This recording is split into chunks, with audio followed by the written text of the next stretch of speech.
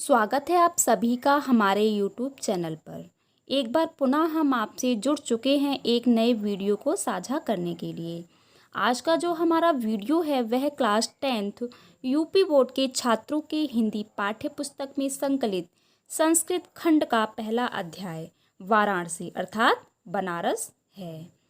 तो सबसे पहले आज हम वाराणसी पाठ का जो हिंदी अनुवाद है उसको समझने से पहले मैं आपसे यही कहना चाहती हूँ कि यदि आपने अभी तक मेरे चैनल को सब्सक्राइब नहीं किया है तो सबसे पहले आप बच्चों मेरे चैनल को सब्सक्राइब करिए, जिससे कि आपके पाठ्यक्रम से संबंधित वीडियो के नोटिफिकेशन समय से आपके पास पहुँचते रहें, जिससे कि आप वीडियो को देख सकें।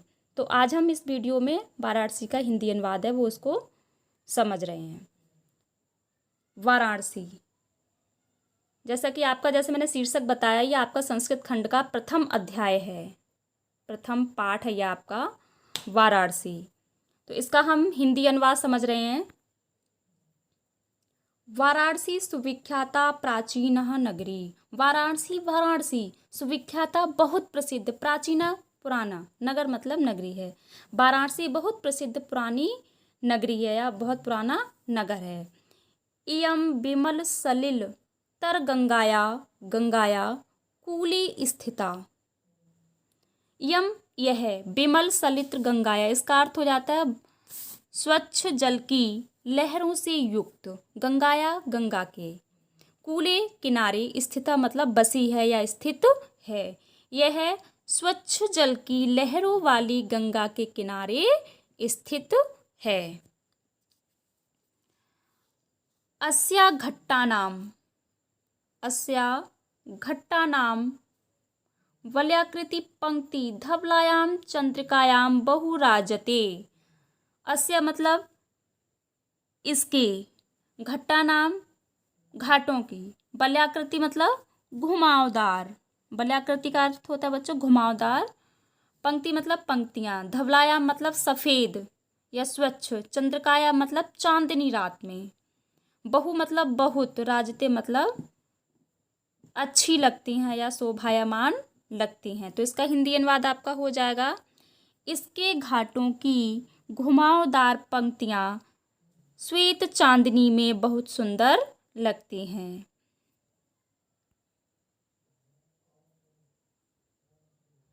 अगणिता पर्यटका सुदूरेभ्य देशेभ्य नित्य अत्र आयान्ति। अत्र आयान्ति, इसका अर्थ देखिए, अगणिता मतलब असंख्य, पर्यटक मतलब, पर्यटक किसको बोलते हैं, जो यात्री लोग होते हैं उनको हम पर्यटक बोलते हैं, ठीक है। तो असंख्य, अनगिनत, अगणित को आप हिंदी में अनगिनत भी बोल सकते हो या असंख्य भी बोल सकते हो। तो असंख्य पर्यटक अर्थात यात्री, सुदूरेभ्य, इसमें एक शब्द आया है सुदूरेभ्य, जिसका अर्थ होता है दूर देश से, ठीक है।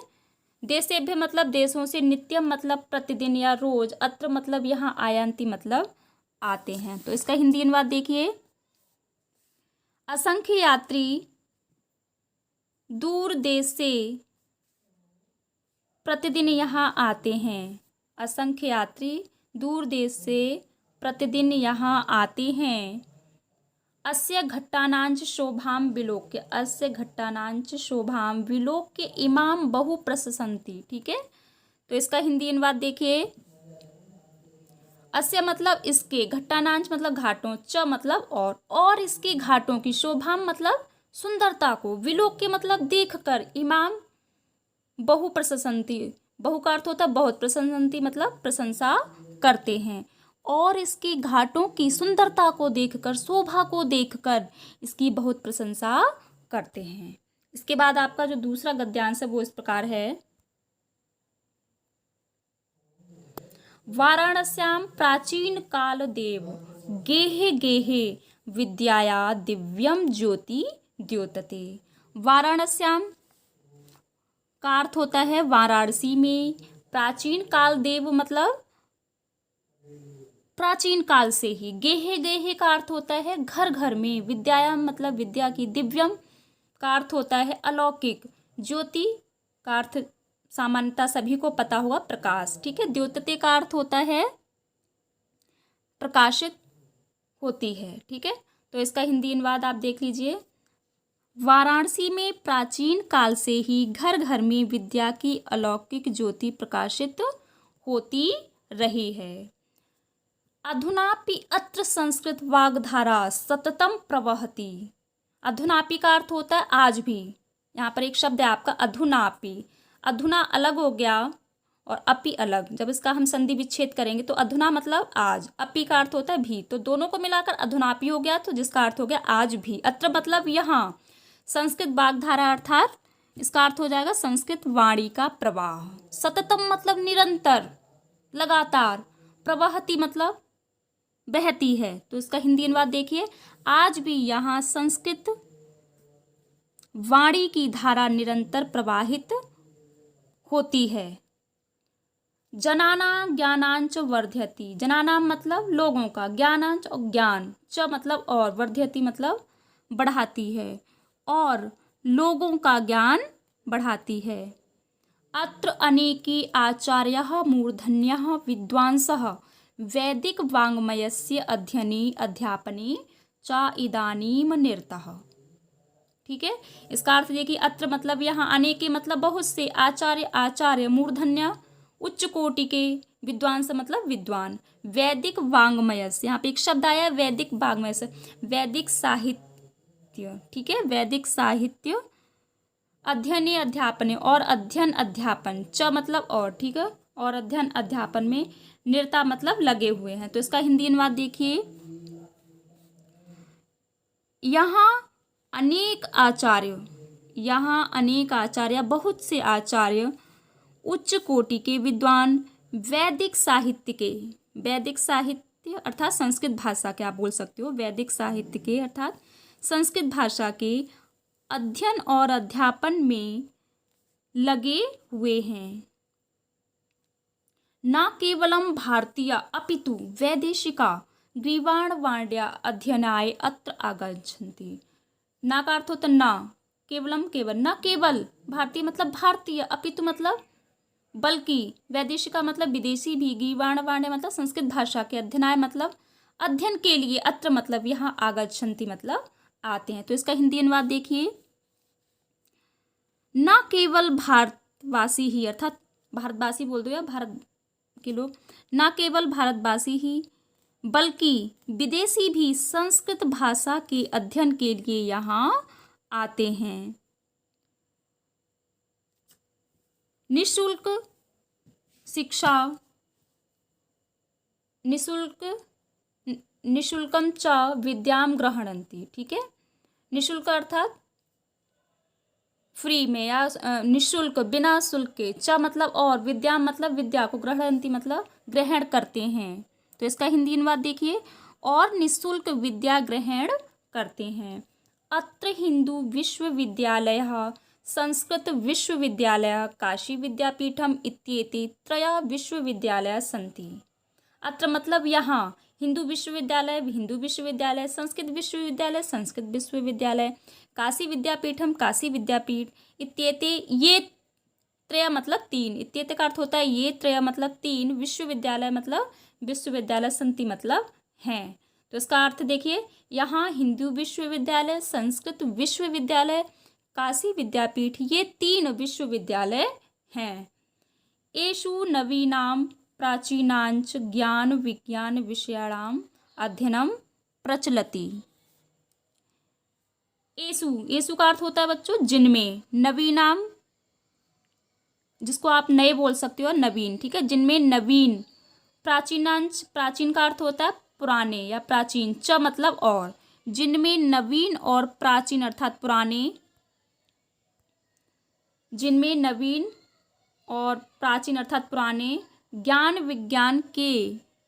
विज्ञान के विषयाणाम मतलब विषयों का, अध्ययनम प्रचलति अध्ययन चलता है। इसका आप देखिए पूरा हिंदी अनुवाद, जिनमें नए और पुराने ज्ञान विज्ञान के विषयों का अध्ययन चलता है। तो देखिए बच्चों, अब मैं एक बार फिर से आपको सिर्फ हिंदी अनुवाद बता रही हूँ। वाराणसी सुविख्याता प्राचीन नगरी, वाराणसी एक बहुत प्रसिद्ध प्राचीन नगरी है। यम विमल सलित गंगाया गंगाया कूले स्थिता, यह स्वच्छ जल की लहरों वाली गंगा के किनारे स्थित है। अस्या घट्टानाम वलयाकृति पंक्ति धवलायाम चंद्रिकायाम बहुराजते, यह अस्याम घट्टानाम अर्थात इसके घाटों की घुमावदार पंक्तियां सफ़ेद चांदनी रात में बहुत सुंदर लगती हैं। ठीक है, अस्य घट्टानांच वलयाकृति पंक्ति धवलायाम चंद्रिकायाम बहुराजते, इसके घाटों की घुमावदार पंक्तियां सफ़ेद चांदनी रात में बहुत सुंदर लगती हैं, बहुत शोभायमान लगती हैं। अग्रता पर्यटका सुदूरेभ्य देशेभ्य नित्यम अत्र आयान्ति, असंख्य पर्यटक अर्थात असंख्य यात्री दूर देशों से नित्य अर्थात प्रतिदिन यहाँ आते हैं। अस्य घट्टानांच शोभाम विलोक्यमाम बहु प्रशंसन्ति, और इसकी घाटों की सुंदरता को देखकर बहुत प्रशंसा करते हैं। वाराणस्याम प्राचीन कालदेव गेहे गेहे विद्याया दिव्यम ज्योति द्योतते, वाराणसी में प्राचीन काल से ही घर घर में विद्या की अलौकिक ज्योति प्रकाशित होती रही है। अधुनापि अत्र संस्कृत वाग्धारा संस्कृत प्रवहति, आज भी यहाँ संस्कृत साहित्य की, संस्कृत वाणी की धारा निरंतर बहती है। जनानाम ज्ञानांच वर्धति, और लोगों का ज्ञान बढ़ाती है। अत्र अनेके आचार्य मूर्धन्या विद्वांसा वैदिक वाङ्मयस्य अध्ययने अध्यापने च इदानीम निरता, यहाँ अनेक आचार्य उच्च कोटि के विद्वान वैदिक साहित्य अर्थात संस्कृत भाषा के अध्ययन और अध्यापन में निरंतर लगे हुए हैं। न केवलम भारतीय अपितु वैदेशिका ग्रीवाण वाण्या अध्ययनाय अत्र आगच्छन्ति, न केवल भारतवासी बल्कि विदेशी भी संस्कृत भाषा के अध्ययन के लिए यहाँ आते हैं। निःशुल्क च विद्याम गृह्णन्ति, और निःशुल्क शिक्षा ग्रहण करते हैं, या आप इस तरीके से भी बोल सकते हैं कि निःशुल्क शिक्षा प्राप्त करते हैं। अत्र हिंदू विश्वविद्यालय, संस्कृत विश्वविद्यालय, काशी विद्यापीठम इत्येते त्रया विश्वविद्यालय सन्ति। अत्र मतलब यहाँ हिंदू विश्वविद्यालय, संस्कृत विश्वविद्यालय, काशी विद्यापीठ, ये 3 विश्वविद्यालय हैं।